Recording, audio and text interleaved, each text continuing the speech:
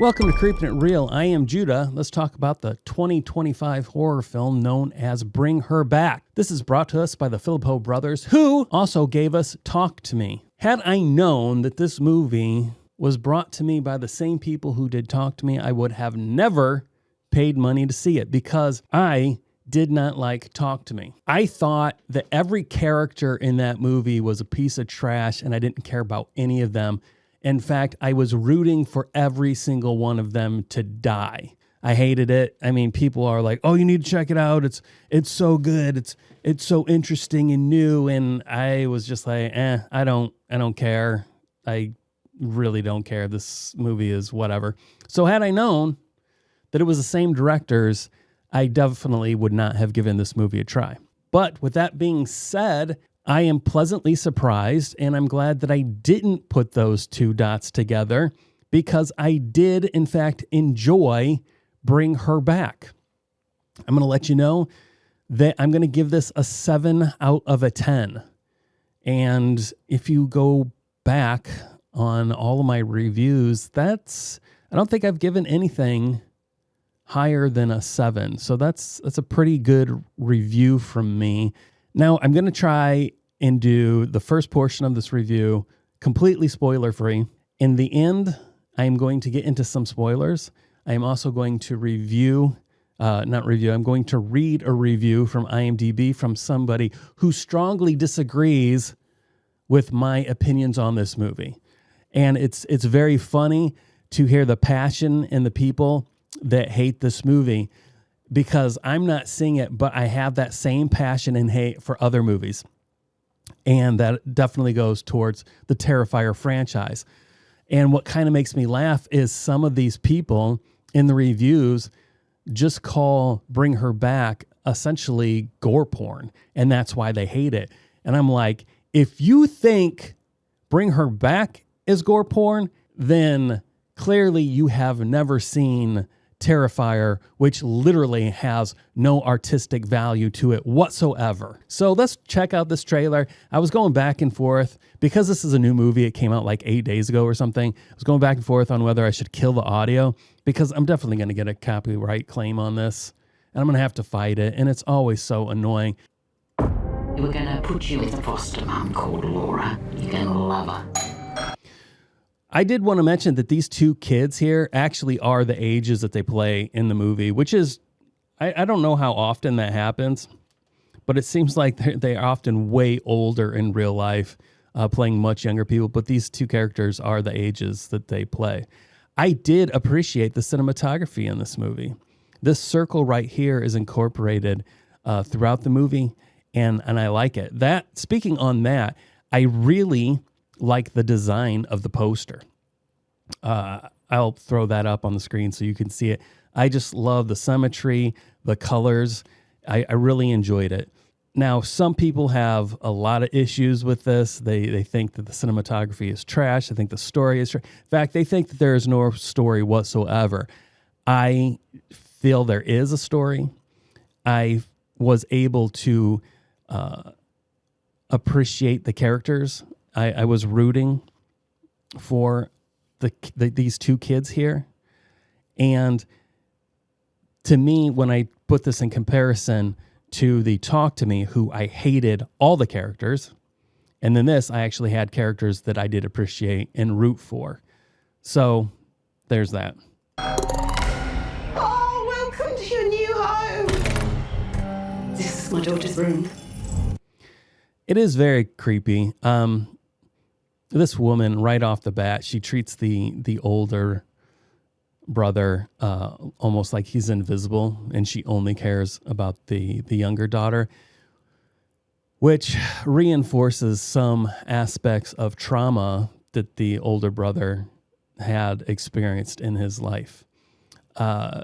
This movie touches heavily on grief and trauma, which pushes forward some of the decisions that are made in this movie. And some people have trouble with that. I personally didn't. And there are some tonal switches that occur in split seconds for me. And they come so fast and then move on. It's like it doesn't linger on this weird tonal switch. but it's so jarring that it's like, where did that come from? And it happens just 2 times in a relatively close proximity to each other within the time of the movie. I want to show you something else. This way. He stuffed that. That girl, I kept wondering throughout the whole movie, because she is sight impaired in this movie, and I kept wondering if she really was. Her eye, one eye kind of stays stagnant and the other one kind of drifts around. And I was wondering if they put a contact in one eye to make it always look in one direction, and then she was forcing her other eye to move around. But she apparently, these 2 directors put a casting call out for someone who is visually impaired. And so she truly is. I can't remember the actual impairment that she does have. She does have partial sight, but it's not fantastic. Also, speaking on that, I did like how in the movie, occasionally, the way that they filmed things, it would bring you into the perspective of the young girl and in her partial sight, the way that they would bring things slowly into focus, helping you understand this is what she's seeing right now. I did like that. It's nothing groundbreaking, but I enjoyed it. And I'm a weirdo. How did you cope with Kathy being gone? I didn't. I think there's something wrong with Laura. Oh my God, what is it? We can bring her back. As I'm watching this trailer and thinking back on some of the reviews on IMDb, claiming that there's no story, the acting is horrible, I disagree. I strongly disagree with this. I thought the acting was serviceable, especially for this girl. This was her first time acting ever. I thought she did a decent job. I mean, I believed it. And that's all that matters. They didn't give her any like huge emotional moments, something where her acting really had to hold the weight. But everything that I saw, I believed. The same with the brother. And I mentioned that this relies heavily on grief and trauma to push the movie forward. And all of us, if we're willing to recognize it, experience grief and trauma. And we all have to recognize whether or not we have dealt with this. So there's some heavy topics in this movie. And if it's not something, if there are unsettled issues in your life, this movie could be potentially troubling to you simply on those levels and not from the spiritual or gore side of things. What are you doing?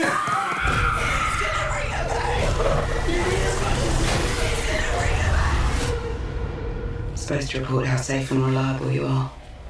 So stay safe. Stay reliable, yeah? I'm going to enter into spoilers now. This is from IMDb fan 268516. The worst movie I've ever seen, a complete waste of time. This is already, the hyperbole is just absurd. There's no way this is the worst movie you've ever seen. I mean, for real. This was hands down the most disappointing and meaningless horror film I've ever seen. I could definitely see where you would be disappointed, but anyway, the acting was extremely weak with performances that felt more like an awkward school play than a professional production. There was absolutely no storyline, just a random sequence of poorly edited scenes that led nowhere. It didn't generate fear or suspense at all. The so-called scary moments were limited to a few gross visuals, which felt forced and unoriginal. I didn't feel it was forced. I could see where you might say that they were unoriginal. I did not find this movie poorly edited. The soundtrack was loud, annoying, and completely mismatched with the scenes. I don't remember that sticking out to me either. The editing was choppy and confusing, making it hard to stay engaged. The film lacked direction, coherence, and any emotional depth. The cast seemed inexperienced. As I mentioned before, this was the first time that the young girl had ever acted. So you may be picking up on that, but I thought she did quite a good job. And their delivery was flat and unconvincing. I kept waiting for something interesting to happen. It never did. I have felt this way for many movies in the past. This was not one of them. Overall, this was a terrible attempt at horror. I don't recommend it to anyone, even hardcore genre fans. A complete waste of time. Dang. I don't agree with that. So here we go. The main story is, this is spoilers. You got to leave now. You got to leave now. We have step siblings. Their father dies. The mother has passed away. They allude to the mother passing away, the stepmother passing away before. So now it's just a brother and a stepsister and the stepfather to, it's the biological father to the boy and the stepfather to the girl. Some kind of tragic accident happens. The dad dies in a shower.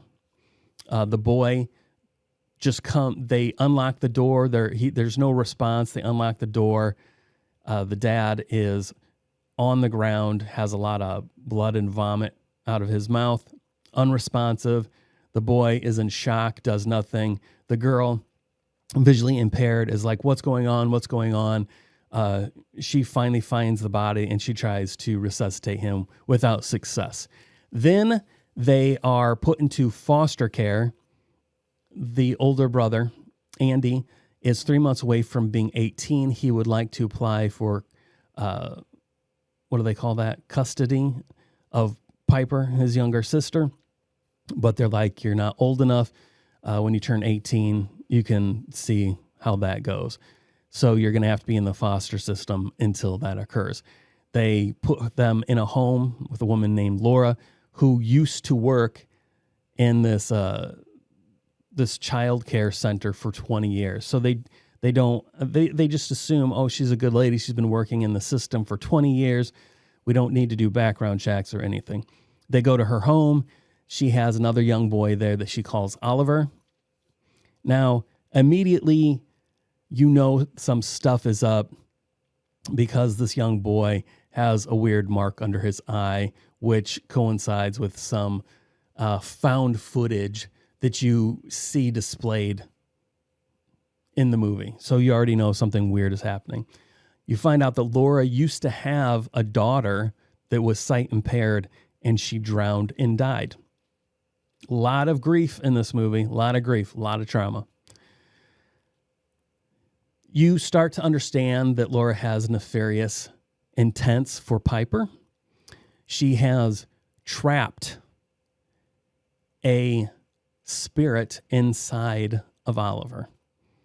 Through these tapes that she has been viewing, she has obtained somehow a ritual that allows you to take the spirit of a dead person and transfer it into another body. So that's what this is all about. That's her big plan. She has trapped this spirit into Oliver. She has to do this ritual.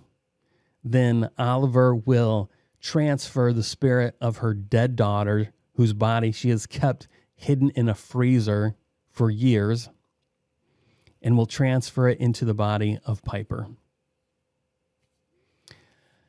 That is the horror of it. I enjoyed this movie. I will never see it again. For me, it is not worth a second watch, but it was well worth the first watch. Do I think it was worth the $13 that I paid to see it? That's a little expensive for me. Had I stumbled upon this movie, or even better yet, had I realized that this was the directors of Talk to Me, I would have avoided it. Then when it came out on streaming or, it showed up at the library, I would have rented it for free and I would have watched it and I would have been blown away. But $13 was a bit much for me. But I still did enjoy it. And I did not feel like wasted my time. There is some gore in this. It doesn't permeate the movie, but there is some gore in it. And we're not talking Terrifier levels. It seemed a necessity to a certain level to me to understand that this entity that was trapped in this boy was something to fear. There has to be some sense of fear and dread in here, not just the potential, oh, this Piper is essentially going to lose her life and have a different spirit transferred into her. The idea that the spirit is barely controllable adds to the fear factor, okay? And I think it was necessary. Now, at some point, you do hear Laura say to Oliver several times, I know you're hungry, but it's not time yet. So there's this hunger that is growing inside of Oliver because of this entity that is controlling his body.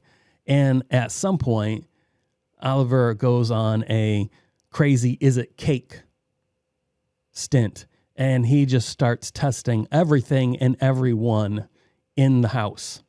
Is this cake?